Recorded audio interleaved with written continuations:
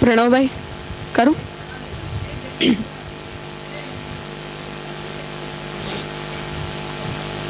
ચિંતા સંતાન હંતારો સ્વીયાનંતાન નિજાચાર્યાન પ્રણમામિ મુહુર્મુહુ હતો જંતુઃ સર્વદુઃખાતિગો ભવેત તમહં સર્વદા વંદે શ્રીમદ્વલ્લભનંદનમ અજ્ઞાનતિમિરાન્ધસ્ય ચક્ષુરુન્મીલિतं येन तस्मै श्रीगुरवे नमः।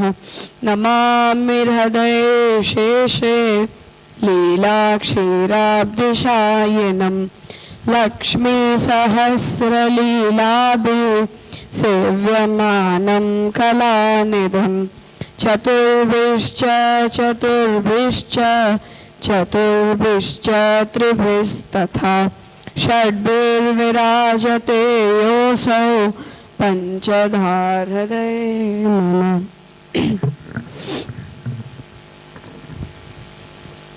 फ्रेश છે મગજ એકદમ તો ભલે હમણાં ફ્રેશ છે, સારી વાત છે, ટાઈમ બરાબર છે ભણવા માટે.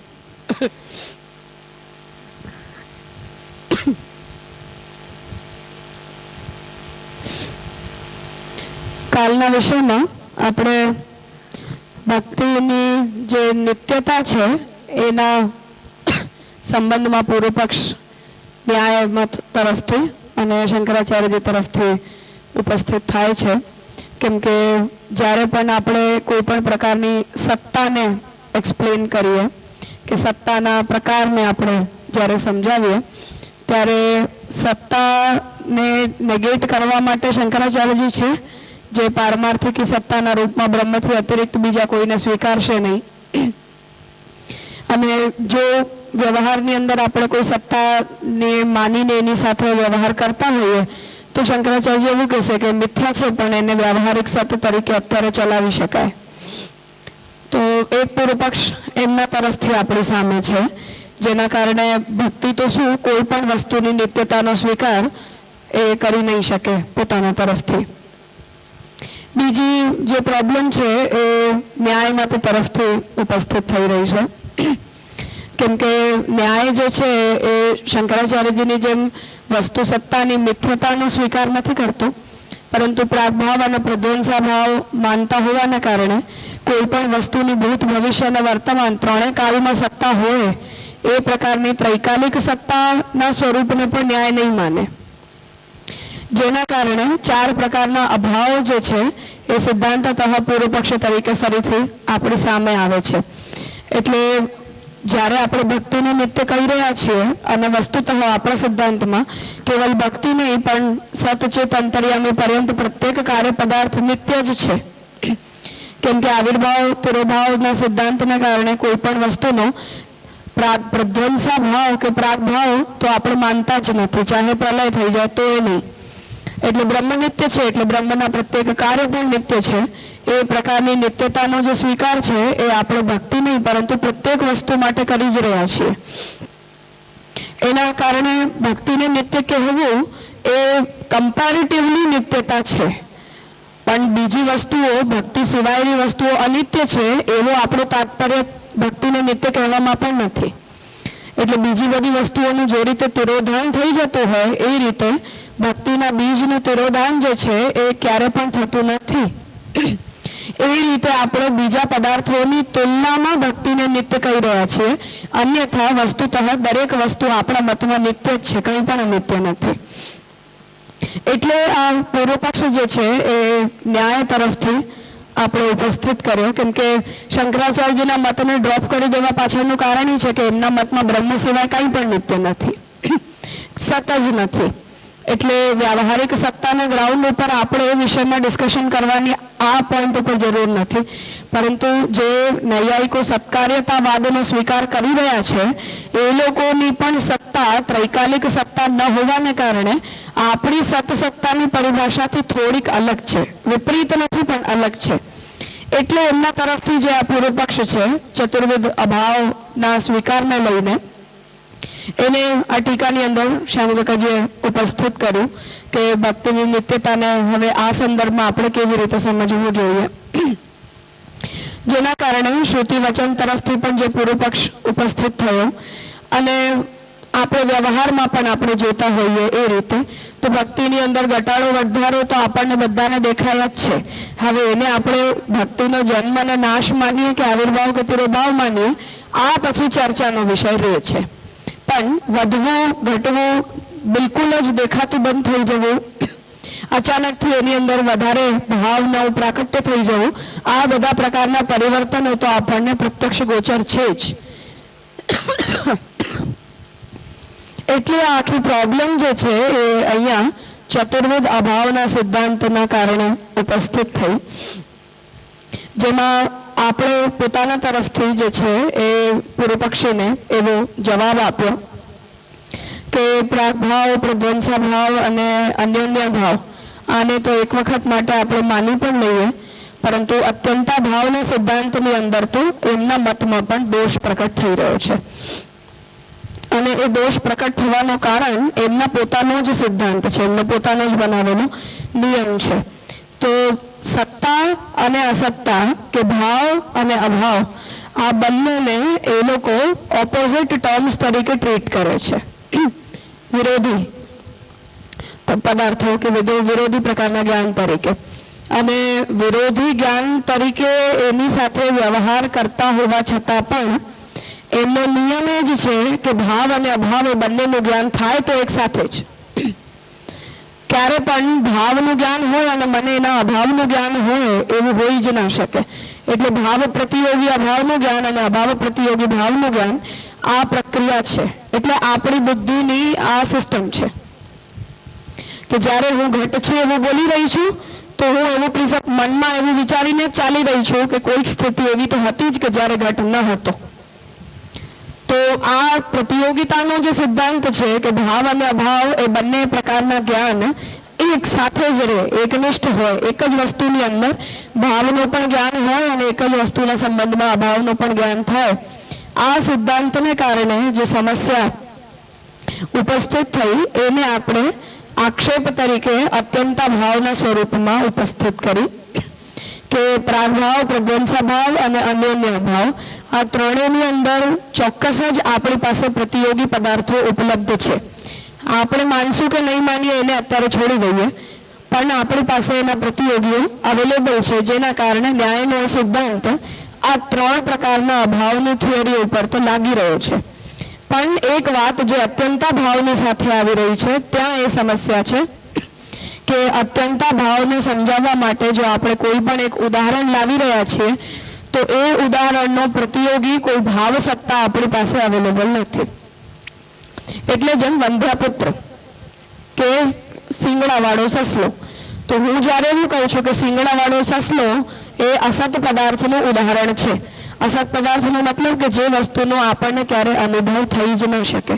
ભૂત, ભવિષ્ય અને વર્તમાન ત્રણે કાળમાં જેની સત્તાની કોઈ સંભાવના ન હોય એને આપણે અસત કહી રહ્યા છીએ. હવે અસત પદાર્થને સમજાવવા માટે જ્યારે આપણે એક ઉદાહરણ આપી રહ્યા છીએ કે શિંગડાવાળો સસલો કે વંધ્યાપુત્ર કે ખ પુષ્પ, તો આમાં તમારી પાસે એની ભાવ સત્તા માટે કોઈ પ્રતિયોગી પદાર્થ ઉપલબ્ધ નથી. જેમ ઘટો નાસ્તિ તો ઘટઃ અસ્તિ, આ બંને એકબીજાના પ્રતિયોગી જ્ઞાન છે આપણી પાસે, પણ વંધ્યાપુત્ર માટે આપણી પાસે એનો પ્રતિયોગી કોઈ પદાર્થ ઉપલબ્ધ નથી. તો જો ભાવનું જ્ઞાન અને અભાવનું જ્ઞાન આ બંને કોઈ એક વસ્તુના વિષયમાં આપણને એક સાથે જ થતું હોય તો પછી આપણે ખપુષ્પને કે વંધ્યાપુત્રના અત્યંતા ભાવને ભાવ સત્તાના સંબંધમાં કેવી રીતે સમજાવશું? નહીં સમજાવી શકીએ. એના માટે આપણે એક પ્રપોઝલ આપ્યું કે શાસ્ત્રની અંદર એને વિકલ્પ વૃત્તિ તરીકે કહેવાય છે, કેમ કે એ વિષય દ્રવ્ય તરીકે નથી પ્રકટ થઈ રહ્યું પરંતુ મારા જ્ઞાનનો વિષય તો બની રહ્યો છે. મતલબ કે આપણે એવી કોઈ અસંભવિત કલ્પનાનો પણ વિચાર પોતાના મનની અંદર કરતા જ હોઈએ છીએ. જેમાં કાર્ટૂન નેટવર્કની અંદર જે શોઝ આવે તો ચોકલેટ વર્લ્ડ છે. હવે ચોકલેટ વર્લ્ડ જેવું કંઈ નથી હોતું દુનિયામાં, પણ આપણને કેમ કે ચોકલેટ બહુ ગમે છે તો એવું થાય કે હા ચારે બાજુ બધું ચોકલેટ જ હોવી જોઈએ. હવે આ એક ફેન્ટસી છે, વિચાર છે ખાલી.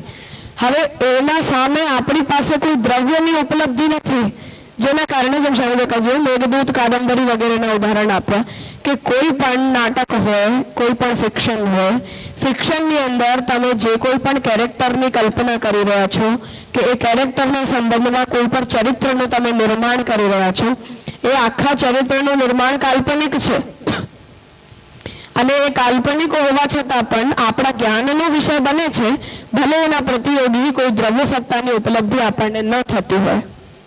તો જ્ઞાનનો વિષય બનતો હોવાને કારણે એના માટે શાસ્ત્ર આપણને વિકલ્પ આપે છે કે તમે એને વિકલ્પ વૃત્તિ રૂપ જ્ઞાન માનો, કેમ કે સત જ્ઞાન નથી, પ્રતિભાસ પણ નથી, હે ને. કેમ કે મને મારી આંખોથી મૃગજળનો જેમ પ્રતિભાસ થાય છે એવી રીતે કોઈ ચોકલેટ વર્લ્ડનો થોડી કોઈને પ્રતિભાસ થાય છે.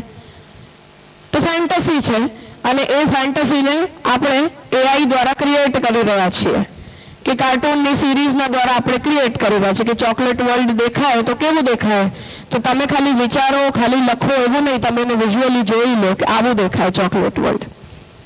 હવે એ એટલું ફેમસ થઈને એટલું ચરિતાર્થ થઈ જાય કે જેમ હવે સ્નો વર્લ્ડ બની ગયું એમ ચોકલેટ વર્લ્ડને દ્રશ્ય જગતની અંદર બનાવવું હવે કોઈ મોટી વાત નથી. સ્નો વર્લ્ડ જેમ આપણે એન્ટાર્કટિકા જવાની કે આપણને મનાલી કુલ્લુ જવાની કોઈ જરૂર જ નથી.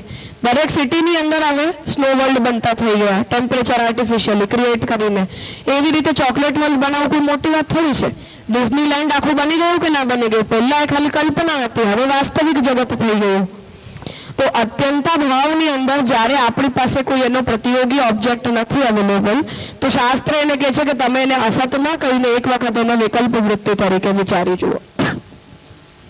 શબ્દ જ્ઞાન, જ્ઞાનના આપણી બુદ્ધિની અંદર એ છે. જેમ ભગવાન બુદ્ધ કહી રહ્યા છે કે દરેક વિષય તમારી બુદ્ધિમાં છે અને ખાલી પોતાની બુદ્ધિથી વાસનાજન્ય વિષયને તમે સત્ય માનીને એને જગતમાં એ બધાની સાથે વ્યવહાર કરી રહ્યા છો. શંકરાચાર્યની જેમ જ કે માયાજન્ય છે. તો પ્રોબ્લેમ એ છે કે માયાજન્ય માની લો તો પણ એ વાત એક પક્ષથી ઠીક છે કે હા બિલકુલ જ મિથ્યા છે વસ્તુ, સ્વપ્નવત સૃષ્ટિ છે. પણ એક બાજુ તમે એને સત પણ કહો, પછી બીજી તરફથી એનો અત્યંતા ભાવ પણ કહી દો. અત્યંતા ભાવ વાળો જ પદાર્થ જો ક્યારેક બનાવી દેવામાં આવે તો પછી એનો પ્રાગભાવ અને પ્રધ્વંસા ભાવની સિદ્ધિ થઈ જાય. આવું આટલી બધી કેટેગરીઝ જે દ્વૈતવાદી હોવાને કારણે તમે અલગ અલગ બનાવી રહ્યા છો, એની અંદર આવી ભેળસેળ ચાલે નહીં. પ્રોબ્લેમ આપણને એનાથી છે કે જેનો અત્યંતા ભાવ માટે આપણે ઉદાહરણ જોયું હતું કે મોબાઈલ ફોન જે જમાનામાં બન્યા નહીં હતા ત્યાં સુધી એમનો અત્યંતા ભાવ હતો કે દૂર બેસેલો માણસ એકબીજા સાથે કોઈ દિવસ વાત કરી જ ના શકે. આ આપણી કલ્પનાનો વિષય ન હતો. ટેલિફોન બની ગયા, હવે એ પ્રાગભાવનો સબ્જેક્ટ થઈ ગયો. આપણા હાથમાં છે તો હવે એનો પ્રધ્વંસા ભાવનો વિચાર થશે, અત્યંતા ભાવનો વિચાર નહીં થાય. તો આ કેટેગરીઝની અંદર જે રીતે પરિવર્તન આવી રહ્યા છે એના કારણે આપણે ન્યાયને એવું કહી રહ્યા છીએ કે તમારી સત અસતની પરિભાષામાં કોઈક સમસ્યા છે ઓવરઓલ, જેને તમે ભાવ અને અભાવ દ્વારા સમજાવવાનો પ્રયાસ કરી રહ્યા છો. કેમ કે જ્યારે પણ કોઈ વસ્તુનો અભાવ થઈ જાય છે ત્યારે અભાવ થઈ ગયા પછી એ વસ્તુ અસત છે, કેમ કે તમારી અનુભૂતિનો ઓબ્જેક્ટ નથી રહી ગયો. તો સત્તા અને અસત્તાની પરિભાષાઓની અંદર કોઈક સમસ્યા છે અને નાસતો વિદ્યતે ભાવો નાભાવો વિદ્યતે સતઃ, આ ગીતાજીના વચન સાથે જ્યારે આપણે આ વિષયની ચર્ચા કરી રહ્યા છીએ તો ભગવાન ગીતાજીની અંદર સત અને અસતથી અતિરિક્ત કોઈ ત્રીજી કે ચોથી પ્રકારની સત્તાને નથી બોલી રહ્યા. કેવલ બે જ સત્તા બોલી રહ્યા છે કે યા તો સત હોય અને યા તો અસત હોય. તો શંકરાચાર્ય આવીને કે નહીં સદસત જેવું પણ કંઈક હોય વ્યાવહારિક સત્તાના નામ ઉપર, કે ભગવાન બુદ્ધ આવીને કે નહીં ચતુષ્કોટી વિનિર્મુક્ત પણ અમારો કોઈ પાંચમો તત્વ હોય શૂન્યનો. તો આવું આપણા શાસ્ત્ર વચન પ્રમાણે તો આપણને આવી કોઈ સત્તાના પ્રકારો ઉપલબ્ધ થઈ નથી રહ્યા, જેના કારણે એમના અભાવના સિદ્ધાંતની અંદર આપણે દોષ પ્રકટ કર્યો. કાલ સુધી આપણે જે કર્યું એ આટલું કર્યું છે કે તમારા અભાવના સિદ્ધાંતની અંદર દોષ છે અને એ દોષ જ્યાં સુધી તમે રિઝોલ્વ ના કરી લો ત્યાં સુધી નાસતો વિદ્યતે ભાવો નાભાવો વિદ્યતે સતઃ, આ ગીતાજીના વચનનો અમે જે અર્થ કરી રહ્યા છીએ ઠીક છે, તમારી પાસે પોતાના કન્સેપ્ચ્યુઅલ પ્રોબ્લેમનું જે દિવસે સોલ્યુશન આવી જાય એ દિવસે આપણે બીજી કોઈ પરિભાષાનો વિચાર કરી શકીએ. ઠીક છે, તો આટલું આપણે કાલે કર્યું છે. ઓવરઓલ બહુ વિસ્તાર વિના આટલો વિષય આપણે કાલની ચર્ચાની અંદર જોયો છે કે અભાવના સિદ્ધાંતની અંદર તકલીફ છે અને એ તકલીફના કારણે ભાવ અને અભાવ આ પ્રકારે આપણે સત અને અસતની વ્યાખ્યા ન્યાયના અનુકૂળ નહીં કરી શકીએ. મતલબ સત ઇક્વલ્સ ટુ નૈયાયિકોની ભાવ સત્તા અને અસત ઇક્વલ્સ ટુ નૈયાયિકોની અભાવ સત્તા, આવું આપણે ઇક્વેશન નથી બનાવી શકતા. કેમ કે તમારી જે અભાવ સત્તા છે એ કોઈ દિવસ સત સત્તા બની જાય છે અને આ વાત શબ્દ ગમ્ય નથી પરંતુ પ્રત્યક્ષ ગમ્ય છે, જે આપણા બધાના અનુભવનો વિષય છે જ આજ દિવસ સુધી. તો જે કાલ સુધી આપણા પ્રત્યક્ષના પ્રમાણે અસત સત્તા હતી એ આપણા પ્રત્યક્ષ પ્રમાણે આજે સત સત્તા થઈ ગઈ છે. તો આપણે આપણા એ પ્રકારના પ્રત્યક્ષ અનુભવ ઉપર કેટલું રિલાય કરવાનું કે કાલ સુધી આપણે એને અસત બોલતા હતા, આજે આપણે એને સત બોલતા થઈ ગયા. આજે તમે જેને સત બોલી રહ્યા છો પાછા પરમ દિવસે વસ્તુ અસત થઈ જશે. તો આવી રીતે શાસ્ત્ર વચનોનું તાત્પર્ય પ્રત્યક્ષના આધાર ઉપર કેવી રીતે કાઢી શકાય એ સમસ્યા છે. જે મહાપ્રભુજી જ્યારે ગ્રાવાણા પ્લવંતે એ વચનને કહી રહ્યા છે કે પથ્થરો તરી રહ્યા છે, હવે રામચંદ્રજીએ પથ્થરો તરાવી દીધા કે ના તરાવી દીધા? તો જ્યાં સુધી એ શબ્દગમ્ય હતું અને આપણે કોઈ દિવસ પથ્થરને તરતો નતો જોયો ત્યાં સુધી આપણે એવું કહ્યું કે આ શ્રુતિ વચન ખોટું છે. પણ રામચંદ્રજીએ શ્રુતિ વચનને સાચું કરી દીધું કે નહીં, પથ્થર તરી જશે. હવે તરી ગયા તો તમારા પ્રત્યક્ષના આધાર ઉપર તમે જે શ્રુતિ વચનમાં દોષ બતાવ્યો તો એ તો પ્રોબ્લેમેટિક થઈ ગયો ને. તો પ્રત્યક્ષથી શબ્દની વ્યાખ્યા નથી સંભવ. તાત્પર્ય મૂળ એ છે કે મારા અનુભવના આધાર ઉપર, મારા પ્રત્યક્ષ કે અનુમાનના આધાર ઉપર આપણે જ્યારે શાસ્ત્ર વચનોની વ્યાખ્યા કરવા જઈએ કે એમને સમજવાનો આપણે પ્રયાસ કરીએ તો આપણું પ્રત્યક્ષ અને અનુમાન એ બંને જ જે છે એ પરિચ્છિન્ન જ્ઞાનનો વિષય છે. એટલે આજે આપણું પ્રત્યક્ષ કંઈક હોય, કાલે આપણું પ્રત્યક્ષ કંઈક બીજો હોય. ને શ્રુતિ જે છે, શબ્દ જે છે એ કોન્સ્ટન્ટ છે, એની અંદર આજે અને કાલે કોઈ અર્થ પરિવર્તનો આવતા નથી. એટલે અભાવ અને ભાવના સિદ્ધાંતના આધાર ઉપર સત અને અસતની પરિભાષા થઈ નહીં શકે. કેમ કે અત્યંતા ભાવનો પોતાનો જ જે ઉદાહરણ છે કે શંકરાચાર્યજી જે રીતે વ્યાવહારિક સત્તાને બોલી રહ્યા છે એ સત પણ નથી અને અસત પણ નથી, પણ સદસતની કેટેગરીમાં આવી રહ્યું છે અને ભગવાને સદસતની કોઈ વ્યવસ્થા બતાવી નથી. ઠીક છે, તો આટલો વિષય આપણે કાલે જોયો હતો જ્યાં ન્યાયનો આ સિદ્ધાંત ખોટો સાબિત થઈ રહ્યો છે અને ગીતાજીના વચનની વ્યાખ્યા એ રીતે આપણે કરી નથી શકી રહ્યા. એટલે આપણે પોતાની વ્યાખ્યાને સિદ્ધ માનીને ચાલ્યા. હા,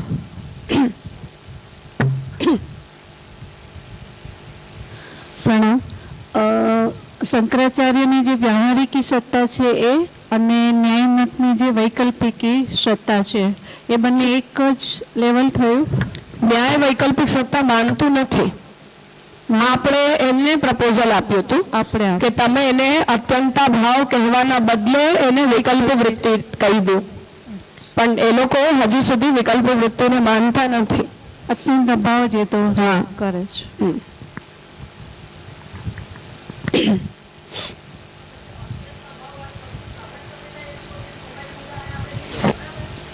મોબાઈલનો તો અત્યંત અભાવ છે એમની દ્રષ્ટિએ, આપણા માટે તિરોહિત છે એ વસ્તુ. તો પછી પ્રગટ થાય તો શું કહે છે એ લોકો? એ લોકો એવું કહેશે કે દ્રવ્યનો પરમાણુ છે. હા, મતલબ કે અસત હતું જ નહીં, કોઈ દિવસ સત જ હતું.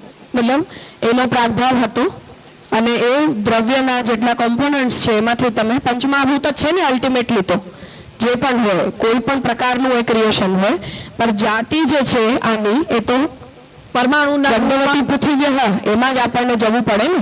મેટલ છે, પ્લાસ્ટિક છે, જે કંઈ પણ છે આની અંદર, કાચ છે, બેટરી છે, જે કોઈ પણ વસ્તુ આમાં છે એ છે તો પંચમહાભૌતિક જ. તો દ્રવ્ય સત્તા માને છે એ દ્રવ્યના પરમાણુઓનું અલગ પ્રકારનું સંયોજન છે. એટલે એ લોકો અસત અને પ્રાક ભાવમાં શું ડિફરન્સ છે એ લોકોમાં? અસતની તો સત્તા નથી, તો એ લોકો તો એવું માને જ છે કે અસતની સત્તા નથી, બરાબર? એટલે અસત શબ્દને એ લોકો ડિફાઇન કરવા જ નથી માંગતા, એને પ્રાક ભાવ જ કહેવા માંગે છે. ફરક છે આની અંદર. પ્રાગભાવનો અનુભવ આપણને વસ્તુ સત્તાના પ્રતિયોગી ભાવ તરીકે થાય છે. હા જેમ દુનિયામાં જ્યારે સુધી ઘડા બન્યા જ નહોતા ત્યાં સુધી ઘટનો પ્રાગભાવ છે આવું બોલાય? ના બોલાય, બોલી જ ના શકાય, કેમ કે વસ્તુ જ એક્ઝિસ્ટ નથી કરતી. એટલે ભાવ પ્રતિયોગી અભાવનું જ્ઞાન છે. બરાબર. તો મને કોઈ વસ્તુની સત્તા દેખાય છે તો હું એના પ્રાગભાવની કલ્પના કરી શકું, કે તો જ હું એના પ્રધ્વંસા ભાવની કલ્પના કરી શકું. જ્યાં સુધી એ વસ્તુ મારી સામે જ નથી ત્યાં સુધી ન એનો પ્રાગભાવ છે ને પ્રધ્વંસા ભાવ છે, એટલે અત્યંતા ભાવ છે. એટલે અત્યંતા ભાવ એટલે અસત છે. એટલે અસંત. અને કાર્ય પોતાની ઉત્પત્તિ આપણે પણ અસત જ હોય છે. પછી આપણે એમ કહીએ કે તમે અસત કેમ કહો છો? કેમ કે પરમાણુના રૂપમાં તો એની સત્તાને પાછા તમે સ્વીકારો છો. કોઈ બી વસ્તુને જે નથી એક્ઝિસ્ટન્સ, હવે ભવિષ્યમાં કંઈક બીજું જ પ્રગટ થશે, તો એની સત્તાને તમે પરમાણુના રૂપમાં સ્વીકારી તો એને અસત કેમ કહો છો? એની જાતિનું ડેફિનેશન કેવી રીતે આપવાનું જ્યાં સુધી એ પ્રકટ ના દેખાય ત્યાં સુધી? અચ્છા. તો સત ક્યારે કહેવાય? જ્યારે તમે એનો દ્રવ્ય ગુણ કર્મ સમવાય સંબંધ અને અભાવ પાંચેને તમે સિદ્ધ કરી શકો. અચ્છા. એક જ દ્રવ્યની એક વસ્તુની અંદર, એને સત્તા કહેવાય. તો સત કહેવાય. હા. તો મેં જે વસ્તુ, જેમ મોબાઈલ ફોન જ્યારે પહેલી વખત બન્યા હતા આપણને આની જાતિનું જ્ઞાન હતું ના. હવે આપણને આની મેકેનિઝમ ખબર છે કે કઈ કઈ વસ્તુઓથી આ વસ્તુ બને છે. તો હવે મને આની જાતિનું જ્ઞાન થાય કે હા આની અંદર આ દ્રવ્ય છે, આ દ્રવ્ય છે, કે આટલું પૃથ્વી દ્રવ્ય છે, કે આટલું મેટલ વેટલ જે હોય બધું પાર્થિવ જ ગણાય ને આપણે ત્યાં. તો લોખંડ જે હોય, કાંચ વાંચ બધું જ તો પાર્થિવ છે. તો હવે મને એની જાતિનું જ્ઞાન થાય તો મને સમજાય કે આ સત છે. પણ જે વસ્તુની મને જાતિનું જ્ઞાન ના થતું હોય એ વસ્તુને સત છે કે અસત છે એ વિષયમાં આપણને તો શંકા જ રહે ને. જેમ મૃગજળનું ઉદાહરણ છે, પાણી દેખાઈ રહ્યું છે પણ એના અંદર જલદ્રવ્ય રૂપી જાતિનો નિશ્ચય કરી શકીએ છીએ આપણે? નથી કરી શકી રહ્યા. તો એને આપણે સત નથી કહેતા, શંકાસ્પદ છે જ્યાં સુધી એની જાતિનો નિર્ણય ના થઈ જાય. એટલે પરમાણુઓ હોય ભલે, પણ પરમાણુઓ દ્રવ્ય ગુણ કર્મ સમવાય જાતિ કે અભાવ આ પાંચે તત્વોને આકારના રૂપમાં જ્યાં સુધી ધારણ ના કરી લે અને આપણને પણ એ દ્રવ્યના વિષયમાં આના આ બધા કમ્પોનન્ટ્સનું જ્ઞાન ના થઈ જાય ત્યાં સુધી એ દ્રવ્ય સત્તા છે એવું ના બોલી શકાય.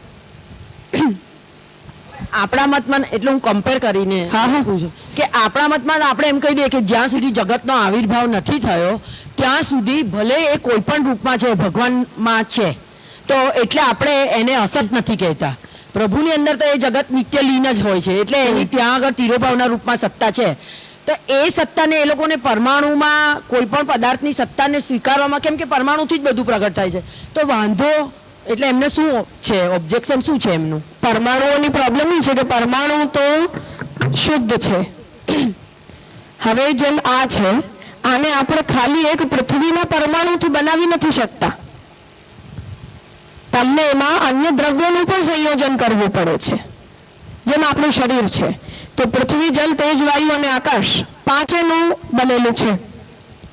પણ જેમ અનિયોગા હોય કે એવા પદાર્થો હોય કે જેની અંદર કોઈ એક તત્વનું પ્રમાણ વધારે હોય અને અન્ય તત્વનું પ્રમાણ ઓછું હોય. જેમ જલ તત્વ વધારે હોય અને પાર્થિવ તત્વ ઓછું હોય. તો જેમ અમિયોગાની કોઈ પણ દિવસ નેચરલ ડેથ થતી જ નથી યુનિસેલ્યુલર હોવાને કારણે, કેમ કે બીજા કોઈ સેલનું એની સાથે સંયોજન જ નથી થયેલું. તો ન્યાય એ જ વાતને કહે છે કે સંયોગ થાય તો વિયોગ થાય, પણ કોઈ પરમાણુનો કોઈ અન્યની સાથે જ્યાં સુધી સંયોગ જ ના થયો હોય તો શુદ્ધ સેલનો કોઈ દિવસ નાશ જ ના થાય. જેના કારણે યુનિસેલ્યુલર હોવાને કારણે અમિયોબાની કોઈ દિવસ મૃત્યુ નથી થતી. આપણું શરીર ઘણા બધા સેલ્સનું સંયોજન છે, તો સંયોગ થાય તો વિયોગ તો થાય જ, સિદ્ધાંત છે. જેનો પણ સંયુક્ત હોય એ વિયુક્ત થાય જ, પણ જે શુદ્ધ હોય, જેનો કોઈની સાથે સંયોગ જ ના થયો હોય એનો વિયોગ જ ના થાય કોઈ દિવસ, એટલે પરમાણુ અવિનાશી છે, કેમ કે શુદ્ધ છે, એક ઓબ્જેક્ટ છે. હવે એમાંથી આપણને જ્યારે પણ કંઈક બનાવવું હોય તો એ એક પરમાણુથી બનશે તો શુદ્ધ જ રહેશે. પણ એક પરમાણુમાં બીજો પરમાણુ, ત્રીજો, ચોથો, પાંચમો, છઠ્ઠો એમ કરીને તમે એના એટમિક જે કન્સ્ટ્રક્શન છે એને જો તમે વધારતા જાઓ છો તો જેનો સંયોગ છે એનો આજે નહીં તો 10 વર્ષ પછી કે 1 કરોડ વર્ષ પછી પણ વિયોગ તો થશે જ, એટલે નાશવંત થઈ જશે. હવે મને કોઈ પણ વસ્તુ બનાવવી છે, જેમાં પુસ્તક બનાવવી છે, હવે આ પુસ્તક ભલે પેપર હોય પણ આને બનાવવા માટે આપણને અગ્નિની પણ જરૂર પડે છે, જલની પણ જરૂર પડે છે, પૃથ્વીની પણ પડે છે, વાયુની પણ પડે છે અને આકાશની પણ પડે છે. કેમ કે જે કાગળ છે એ બનશે તો વૃક્ષોમાંથી, તો વૃક્ષોને પહેલા તો તમે પીસો, પછી એની લુગદી બનાવો, એનું પાણી બનાવો, તો જલ તત્વોનું એની અંદર મિશ્રણ થાય છે. પછી એને તમે પ્રેસ કરો, અગ્નિ તત્વનું સંયોજન છે. વાયુ અને આકાશ તો નેસેસરી છે. તો 5 પરમાણુઓના સંયોજનથી થયું bare મિનિમમ. પછી પાર્થિવ પરમાણુ કેટલા છે, જલ પરમાણુ કેટલા છે, એ બિલકુલ સાયન્સની જેમ વિજ્ઞાન આ જ પ્રક્રિયા બોલે છે કે તમે પૃથ્વી દ્રવ્ય, એક દ્રવ્ય છે પૃથ્વી, એના 10 પરમાણુ છે માનો, એટલા પાર્થિવ છે. જલ તત્વના આની અંદર 4 પરમાણુ છે, કે અગ્નિ તત્વના આની અંદર 2 પરમાણુ છે, કે વાયુ તત્વનો 1 પરમાણુ અને આકાશનો 1. આટલામાંથી એક વસ્તુનું નિર્માણ થશે. હવે નિર્માણ થયું તો વિયોગ થશે જ. તો જલ જલમાં જાય, વાયુ આકાશ પોતાનામાં જાય, પૃથ્વી પૃથ્વીમાં જાય અને જલ જલમાં જાય, તો આનો વિભાગ થઈ ગયો ને વસ્તુનો, તો નષ્ટ થઈ ગઈ. તો પ્રાગભાવ જે છે એ આ ફોર્મમાં, એટલે પુસ્તકત્વ જાતિના રૂપમાં, પુસ્તકત્વ ગુણોને ધારણ કરવાના રૂપમાં 5 દ્રવ્યોના સંયોજિત પરમાણુથી બનેલો આ એક ઓબ્જેક્ટ છે. એટલે પૃથ્વી પૃથ્વી છે, જલ જલ છે, પરંતુ એ 5 પ્રકારના તત્વોના અલગ અલગ કન્સ્ટ્રક્શનના પરમાણુઓ જ્યાં સુધી તમે ભેગા નહીં કરો ત્યાં સુધી પુસ્તક આકાર રૂપી જાતિને ધારણ નહીં કરે. કેમ કે એની અંદર પુસ્તકત્વની જાતિ નહીં રહે. પૃથ્વીમાં પૃથ્વીત્વની જાતિ છે, જલમાં જલત્વની જાતિ છે, વાયુમાં વાયુત્વની જાતિ છે. તો પૃથ્વીત્વની જાતિ ઇક્વલ્સ ટુ પુસ્તકત્વની જાતિ, એવું તો છે નહીં ને. પુસ્તકત્વ ક્યારે કહીએ છીએ? શુદ્ધ પૃથ્વીને આપણે પુસ્તક કહીએ છીએ. તો જાતિ ભેદ થઈ ગયો ને, જાતિ ભેદ છે તો દ્રવ્ય ભેદ છે, દ્રવ્ય ભેદ છે તો સત્તા ભેદ છે. એટલે પૃથ્વી ભલે હોય પણ પુસ્તકનો તો પ્રાગભાવ જ કહેવાય. આવો સિદ્ધાંત છે. કેમ કે જાતિના રૂપમાં એ તમને ગ્રહિત નહીં થાય. લાકડું પડ્યું છે મારી સામે,